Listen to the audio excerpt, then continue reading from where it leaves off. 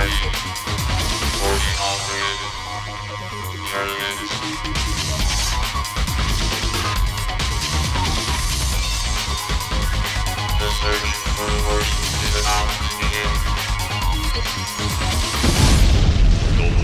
Cup of Bad Games. Generation 5 Tournament. Welcome back to the World Cup of Bad Games. This generation of consoles is considered to have created some of the worst games ever to be unleashed on gamers, even to this day. I'm going to try to keep the video as short as possible. For those out there that have not watched the previous generation tournament videos, I came up with the idea to merge the World Cup format and divide each console generation into their own tournament to find the worst game for each one of them. This generation will have a total of 6 consoles from the 32-bit generation and 8 groups, with each having 3 games from random consoles. Out of the 3, only 2 will advance to the knockout round. As always, I will skip the group play and go straight to the next round. Let's get started. Let's take a look at the consoles taking part in this tournament. The Amiga CD32 was released in September of 1993. It was supposed to be Commodore's home console entry to the market using the advanced graphics architecture outside of an actual Amiga 1200. It was discontinued 8 months after its launch. The 3DO was an interesting console in that Electronic Arts themselves created the hardware and architecture for it, but they did not produce them. They rather sold the rights to various companies. This console had a cheap $3 royalty fee, which meant that anyone could publish a game on the 3DO. Oh, that is not good. This console was launched in October of 1993 with a price tag of $700. The Atari Jaguar was released in November of 1993 for the price of $250. It was marketed as a 64-bit machine capable of bringing state-of-the-art games not seen anywhere on the home console market. Yeah. The Sega Saturn was released in November of 1994, way ahead of schedule. This was such a surprise move that the retailers and distributors of Sega were caught blindsided by the company's decision to launch the console earlier than expected. The Saturn would do well in Japan, but would struggle against the PlayStation around the rest of the world. Next up is the PlayStation. Now we all know the history here, I'm not going to get into that. The system was released in December of 1994 in Japan before taking the rest of the world by storm. This was the result of a failed relationship with Nintendo, and this console right here brought gaming to the older audience and launched a brand that is still sitting on top of the gaming world today. Last but not least, the Nintendo 64. Released in June of '96 in Japan, before being unleashed to the world, Nintendo made the gamble to stick with cartridge-based format. This would greatly diminish their library catalog as companies created more elaborate games that required more space than the N64 carts could handle. But Super Mario heralded the endless possibilities of what 3D technology could do when put into the right hands. With the consoles all listed, let's start the tournament. Group A has Plumbers Don't Wear Ties, Bubsy 3D, and Superman 64. This right here is what I would consider the group of death. Group B has Highlander, Kang Fu, and The Crow. Group C has The Town with No Name, LSD The Dream Emulator, and Powerpuff Girls. Group D has White Man Can't Jump, Real Pinball, and Virtual Highlight. Group E has Club Drive, Spawn, and South Park Rally. Group F has Shadow, War of Succession, Dangerous Streets, and Criticom. Group G has Supercross 3D, Baby Universe, and Clay Fighter 63 and 1/3. And last but not least, Group H has Macer, Akira, and Heir of Sendor. After group play, this is what the knockout brackets look like. Just a quick reminder that winners of the group stay on their side of the bracket, and the runners-up advance to the opposite side of the bracket. First knockout match has the winner from Group A taking on runner-up in Group B. Plumbers Don't Wear Ties versus Kang Fu. You've seen the YouTube videos, you've read the reviews on Reddit, but nothing, absolutely nothing in this world can prepare you when you turn this game on and realize it's not really a game. At least based on what we consider to be a video game.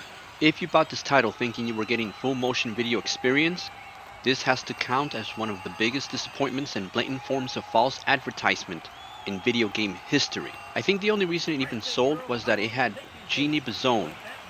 I know, we didn't know her name back then, but we knew her from staying up late and watching episodes of Glow.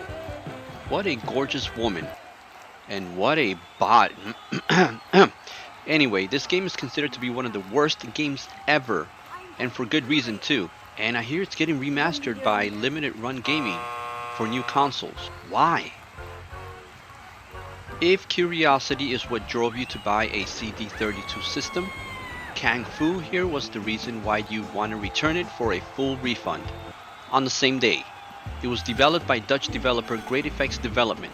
It was supposed to take advantage of the advanced graphics architecture. This game is a collection of nonsensical graphics and images all thrown together into a blender full of crap. On top of that, it has a huge bug where you must hold the disk drive open and wait for the CD32 logo music to stop playing before you turn the game on, or the game won't play. It's not a myth, it's not a joke. The manual for the game here clearly states this. Then they have the balls to blame it on the CD32. Yet, if this was a CD32 issue, why is this game the only one to suffer from this problem? And load times on this game, they are legendary. And somehow Plumbers Don't Wear Ties advances, since Kang Fu actually has gameplay. I use that word loosely here. Next match has The Town with No Name versus Virtual Highlight. the CD32 was a shit dumpster fire on its own. I'm sorry, I'm gonna get a lot of hate mail and hate comments on that, but you know what, it's the truth. Then on top of that, it has the ability to play this game right here. Technically, it wasn't released for the CD32 specifically, but the CD-TV, which is a Commodore movie playing standalone device.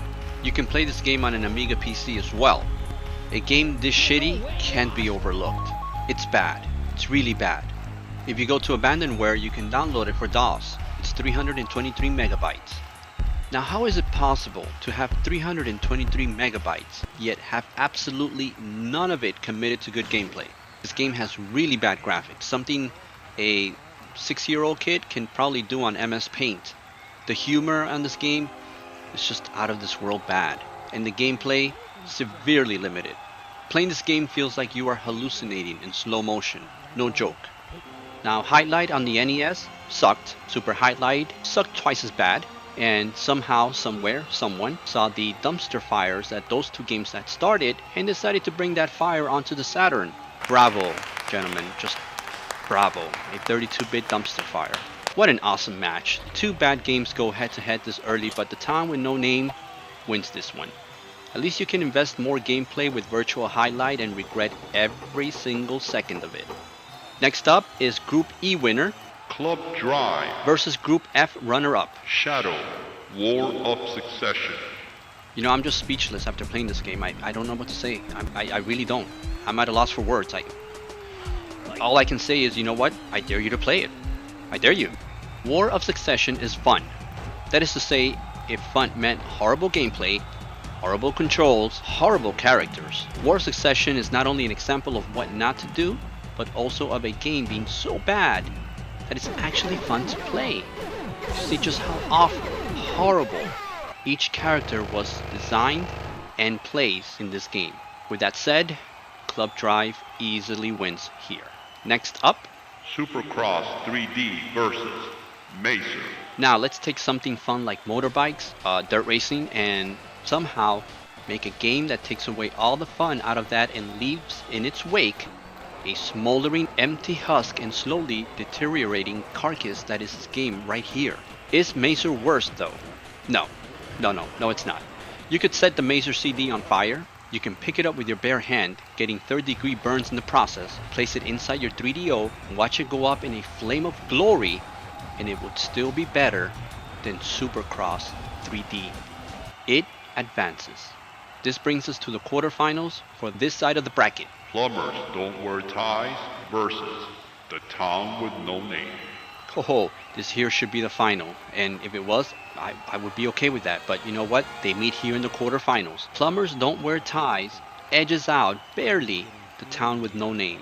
That game is a big piece of crap disguised as a video game. You can play it for a good laugh though, but just not for the gameplay. The other quarterfinals match has Club Drive versus Supercross 3D. play both games, then see which one causes you to spontaneously combust faster. I think Club Drive will check off that box. It advances again.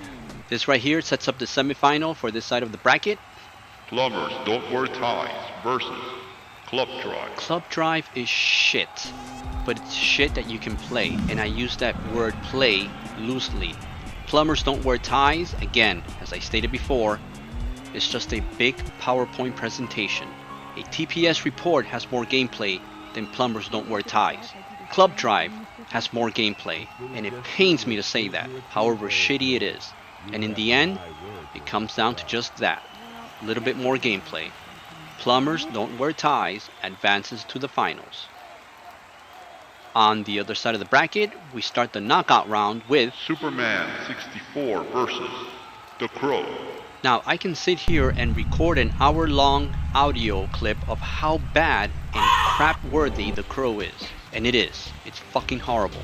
Graphics are crap. Controls are even worse. And gameplay is borderline worthy of self-inflicting injury to yourself. Yet, for all that I just said, Superman 64 just runs circles around this game. Or is it rings? Superman 64 easily takes this match. Next up, White Man Can't Jump versus LSD Dream Emulator. the Jaguar alone could fill an entire tournament like this without missing a beat. White Man Can't Jump is just another reminder that you have better luck throwing your money up in the air in the middle of a hurricane and stay optimistic that you'll be getting something back in return. Play this game and long for the glory days of Atari and shed a tear or two at the fact that you had just wasted money on buying this horrendous console. LSD Dream Emulator is one of the most awkward games for the PS1. That's the best way I can put it. Kudos for Sony on trying different genres of games. Doesn't make this game or its gameplay better, but if you want to play a truly unique title with little to no gameplay, this one right here checks that box off. The fun here is just seeing what you might encounter next. The fun with White Man Can't Jump is when you turn it off. It advances. Next match has Dangerous Streets versus Spawn. Dangerous Streets is one of those games that is nice to look at. Had you seen pictures of this game in a magazine back then, you would have run out and bought a CD32. I would have. I'm not joking. The graphics here are really nice. I think they're good. The gameplay, that's when the problem starts. And the characters here would give Shadow War of Succession a run for its money. You know how hard it is just to say that? Any game that has a character named KO that looks like this, well, enough said. Spawn is just awesome. It's amazing. It's considered one of the best. Oh wait, I forgot. I'm talking about the game, not the comic. The game is a complete opposite of the comic. It's like the movie and the game were on some contest to see which one could destroy the Spawn brand faster and wipe it off from the face of the earth. Dangerous Streets, though, wins this one. At least Spawn is more playable than this nice looking piece of garbage. Next up we get Heir of Zendor versus Clay Fighter 63 1/3.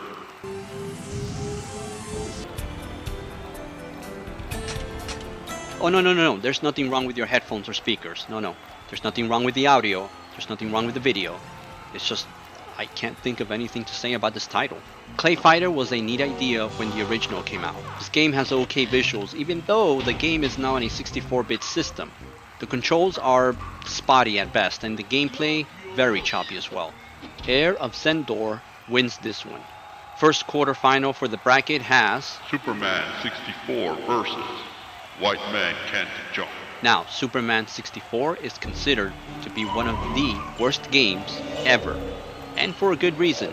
Doesn't f*** around with that reputation.